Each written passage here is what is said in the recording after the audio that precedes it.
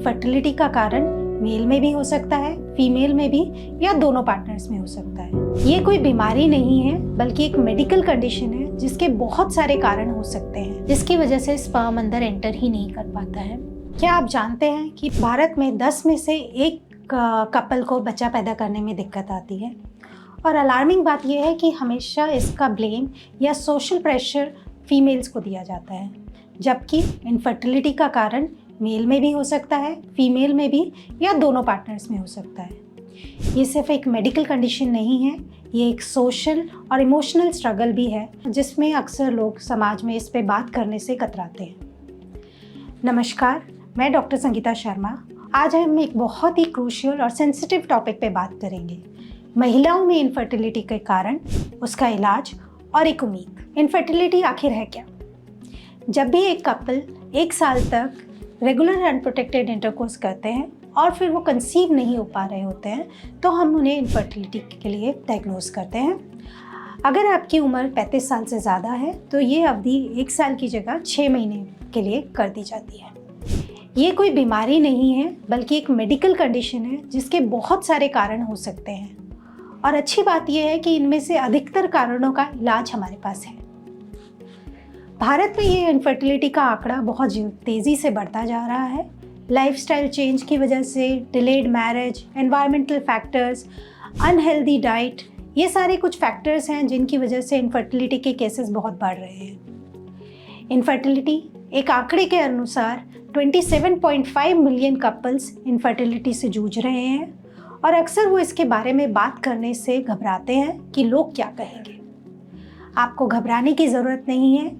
अगर एक medical condition है तो उसके ट्रीटमेंट के लिए एक्सपर्ट्स की एडवाइस भी अवेलेबल है, और आप एक बहुत हेल्दी बेबी को डिलीवर कर सकते हैं अगर आप एक सही एडवाइस लें। महिलाओं में इनफर्टिलिटी के कारण, महिलाओं में इनफर्टिलिटी के बहुत से कारण हो सकते हैं। सबसे पहला, ओवरीज में हो सकता है कि आपकी ओवरीज में जो आपके एग्स बनते हैं वो अच्छे से नहीं बन रहे हैं, बहुत कम बन रहे हैं, या फिर एग तो बन रहा है लेकिन वो ओव्यूलेट नहीं हो रहा है, दैट मीन्स वो रप्चर नहीं हो रहा है।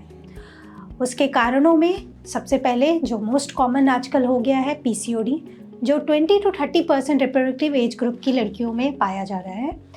ये एक हार्मोनल इम्बैलेंस है जिसकी वजह से आपके पीरियड्स इरेगुलर हो जाते हैं। मेल हार्मोन्स एक्सेस होने की वजह से आपके हिर्सुटिज्म, एक्ने प्रॉब्लम्स की परेशानी आ जाती है, और ओवरवेट एंड थायराइड की प्रॉब्लम भी होने के चांसेस हो जाते हैं। हो सकता है आपके ओवरीज में कोई सिस्ट बन गई है जिसकी वजह से आपके ओव्यूलेशंस पे इफ़ेक्ट पड़ रहा है। बहुत बार अगर आपकी कोई सर्जरी हुई है किसी भी कारण की वजह से, या फिर आपको कोई कैंसर डायग्नोज हुआ था जिसकी वजह से आपने कीमोथेरेपी या रेडियोथेरेपी ली है, तो आपका समय से पहले एग्स बनने भी बंद हो सकते हैं, जिसको हम प्रीमेच्योर ओवेरियन फेलियर बोलते हैं। ओवरीज के बाद हम आते हैं ट्यूब्स पे। 30 to 40% ऑफ द फीमेल्स में इनफर्टिलिटी का कारण ट्यूब्स का ब्लॉकेज या उनकी बनावट में खराबी हो सकती है। हो सकता है कि आपके ट्यूब्स में कोई पानी इकट्ठा हो गया है, या फिर आपके ब्लड इकट्ठा हो गया है, जिसको हम हाइड्रोसेल्फिंग्स या हेमेटोसेल्फिंग्स कहते हैं।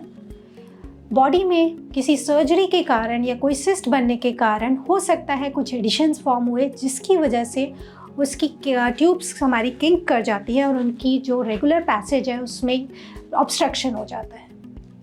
बहुत बार कुछ इन्फेक्शंस की वजह से, चाहे वो पेल्विक इन्फेक्शंस हो या फिर ट्यूबरकुलोसिस की प्रॉब्लम की वजह से, जो कि एब्डोमिनल कॉक्स हम वो बोलते हैं, जब पेट का TB हो जाता है, उनकी वजह से भी आपकी ट्यूब्स में ब्लॉकेज हो सकती है। ट्यूब्स के बाद हम आते हैं यूट्राइन कैविटी में, जहाँ पे आपको कोई स्ट्रक्चरल एब्नॉर्मलिटी हो सकती है कि यूट्रस की शेप ही ठीक नहीं है, वो यूनिकॉन्वेट यूट्रस है या फिर आर्कुएट यूट्रस है, जिसमें आपको प्रेगनेंसी होने में दिक्कत हो सकती है, या फिर प्रेगनेंसी अगर होती भी है तो मिसकैरेज के चांसेस बढ़ जाते हैं। आपकी यूट्राइन कैविटी के अंदर कोई फाइब्रॉइड हो सकता है, कोई पॉलिप हो सकता है जिसकी वजह से आप प्रेग्नेंट नहीं हो पा रहे हैं, या फिर आपको यूट्राइन कैविटी के अंदर इन्फेक्शंस हो सकती हैं, एंडोमेट्राइटिस हो सकती है, आपको बच्चेदानी के अंदर का TB हो सकता है, जिसकी डायग्नोसिस करने पे अगर हम सही से उसको ट्रीट करते हैं तो उसका इलाज हो सकता है। उसके अलावा अगर आपकी कोई प्रीवियस हिस्ट्री रही है कि आपने बहुत DNC कराई है या किसी भी कारणवश अंदर इंटर यूट्राइन कैविटी में कोई ऑपरेट हुआ है तो ऐसे में हीलिंग के दौरान अंदर एडिशंस फॉर्म होने के भी चांसेस हो सकते हैं। यूट्राइन कैविटी के बाद हमारा आता है सर्विक्स। सर्विक्स पे आपकी सर्वाइकल स्टेनोसिस हो सकती है या फिर उसके डिस्चार्ज में कुछ ऐसे anti inflammatory auto immune secretions हो सकते हैं जिसकी वजह से स्पर्म अंदर एंटर ही नहीं कर पाता है। कोई इन्फेक्शन हो सकती है जो एक हॉस्टाइल एनवायरनमेंट क्रिएट करता है आपके स्पर्म्स को अंदर ना जाने के लिए और स्पर्म्स की क्वालिटी ख़राब करने के लिए। इसके अलावा हमारा लाइफस्टाइल हमारी इनफर्टिलिटी को बहुत ज़्यादा इफ़ेक्ट करता है। अगर हम एक अनहेल्दी लाइफस्टाइल जीते हैं, एक्सरसाइजेज नहीं करते हैं, अनहेल्दी डाइट हम लेते हैं, तो ऐसे में हमारे हार्मोनल इम्बैलेंसेस होने का खतरा बढ़ जाता है।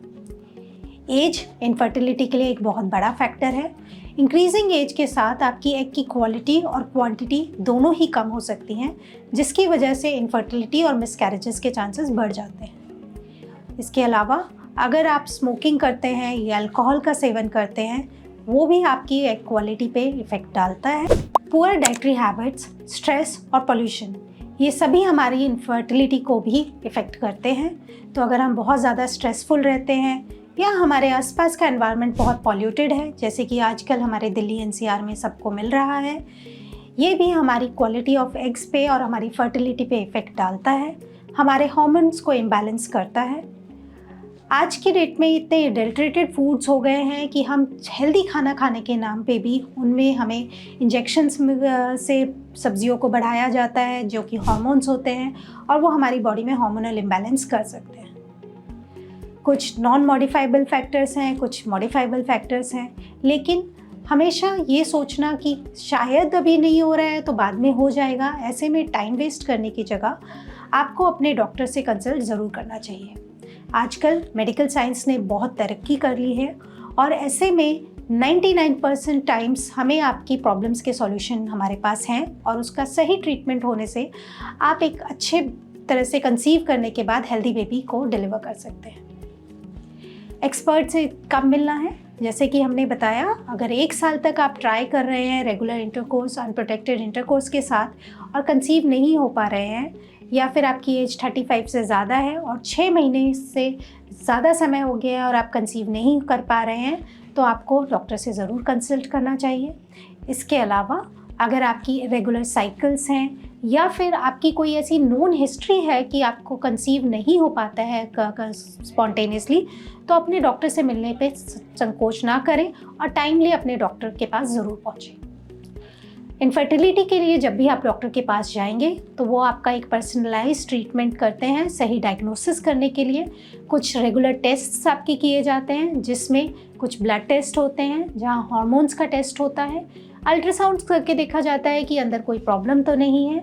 उसके अलावा एक फॉलिकुलर मॉनिटरिंग होती है जो हमें बताता है कि नेचुरली आपके फॉलिकल्स अपने आप बन रहे हैं कि नहीं, वो प्रीमेच्योरली रप्चर तो नहीं हो रहे हैं, या फिर एग्स बन रहे हैं तो वो टाइमली रप्चर हो रहे हैं या नहीं, या कहाँ आपको प्रॉब्लम आ रही है। आपको अच्छे से इवैल्यूएट करने के बाद आपके लिए एक पर्सनलाइज्ड ट्रीटमेंट प्लान बनाया जाता है, जिसमें सबसे पहले जो आपको एडवाइस किया जाता है वो होता है एक हेल्दी लाइफस्टाइल और रेगुलर एक्सरसाइज।